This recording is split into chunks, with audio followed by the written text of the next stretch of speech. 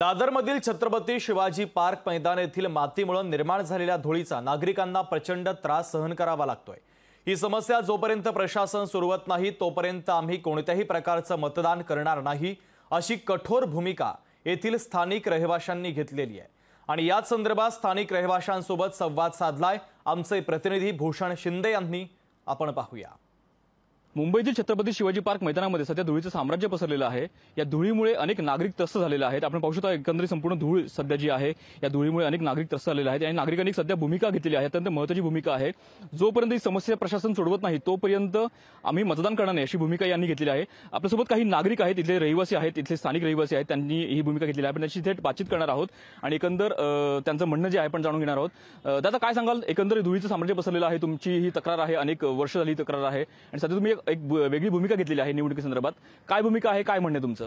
Basically almost 10 वर्षापासून हे red soil इकडे डंप केलेलं आहे आणि 2019 मध्ये जास्ती ऑलमोस्ट 400-800 मातीचा ट्रक्स येऊन इकडे डंप केलेलं रेन हार्वेस्टिंग प्रोजेक्टसाठी।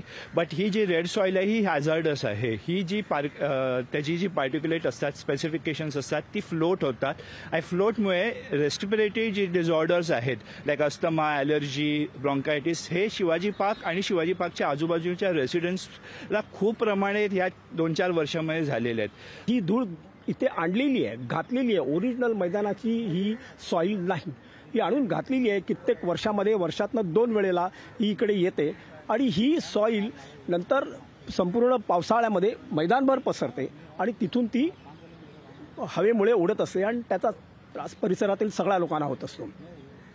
त्यामुळे आम्ही सगळे प्रयत्न करून देखील हे होत नाहीये, तेव्हा आम्ही ठरवलं बहिष्कार करायचा। रहिवासी जे आहेत ते धुळीमुळे त्रस्त झालेले आणि प्रशासनाकडे लक्ष देऊन ही समस्या सोडवणं अपेक्षित आहे।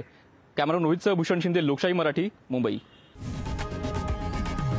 लोकशाही मराठी, ऐका, पहा, जागरूक रहा।